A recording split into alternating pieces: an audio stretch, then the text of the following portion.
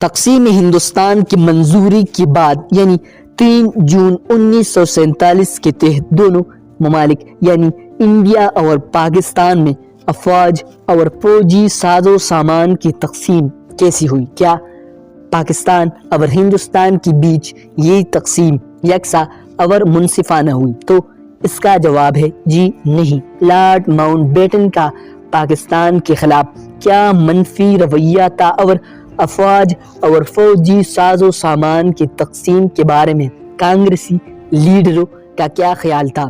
جانیے آج کی اس ویڈیو میں۔ 3 جون 1947 کی تقسیم ہند کے منصوبے کے مطابق متحدہ ہندوستان کی افواج اور فوجی ساز و سامان کی تقسیم کا طریقہ کار بھی واضح کر لیا گیا تھا۔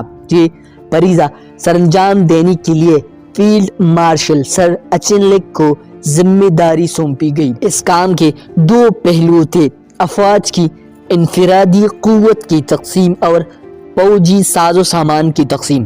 برطانوی حکومت نے یہ فیصلہ کیا تھا کہ ہر ممالک کی الگ الگ کمانڈر ان چیف ہوں گے، جبکہ سر اچنلک بحیثیت سپریم کمانڈر کی کام کریں گے تاکہ فوجی اثاث و جات کی تقسیم منصفانہ طریقے سے سر انجام پا سکے۔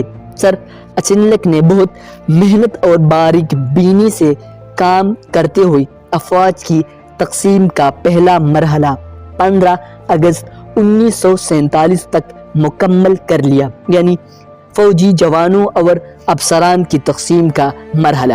تاہم ان افراد کو پاکستان پہنچنے میں کچھ وقت لگا۔ کام کی تیز رفتاری کو دیکھتے ہوئے کانگریسی رہنما سخت پریشان ہوئے، کیونکہ ان کا تو یہ منصوبہ تھا کہ افواج کی تقسیم کم از کم 2 سال کا عرصہ لے گی اور اس طرح پاکستان 2 سال کے بغیر افواج کے رہے گا۔ اچنلک کے کام کو دیکھتے ہوئے کانگریسی رہنماؤں کو اپنا منصوبہ ناکام ہوتا ہوا دکھا، لہٰذا انہوں نے شور مچانا شروع کر دیا کہ اچنلک جانبداری اور ہندوستان مخالف رویہ اپنا رہا ہے، لہٰذا اس کو فوری طور پر ہٹایا جائے۔ اچنلک کو بھی کانگریسی رہنماؤں اور حتیٰ کہ لارڈ ماؤنٹ بیٹن کے پاکستان مخالفانہ رویے کا علم تھا، لہٰذا انہوں نے ایک خفیہ خط کے ذریعے برطانوی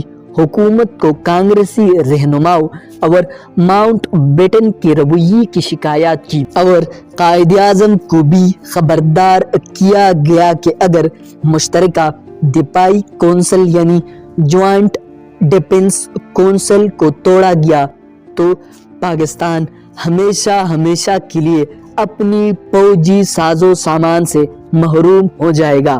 دوسری طرف ماؤنٹ بیٹن جو پاکستان سے ذاتی وجوہات کے بنا پر خوش نہیں تھا، برطانوی حکومت سے سر اچنلک کے ہیڈ کوارٹرز کی بندش اور اسے انگلستان بلانے کے احکامات جاری کرانے میں کامیاب ہو گیا۔ اس طرح پاکستان کو اپنی جائز فوجی ساز و سامان سے محروم کر دیا گیا۔ جو بچا کچا سامان پاکستان کو مہیا کیا گیا وہ زنگ آلودہ، ٹوٹا پھوٹا اور ناقابل استعمال تھا۔ اس طرح کانگریسی لیڈروں کی مکاریوں اور لارڈ ماؤنٹ بیٹن کے پاکستان کے ساتھ ذاتی وجوہات کے بنا پر پاکستان کو افواج اور فوجی ساز و سامان سے ہاتھ دھونا پڑا۔ دوستو، اس طرح کی انفارمیٹیو ویڈیوز دیکھنے کے لیے ہمارے چینل کو سبسکرائب کریں۔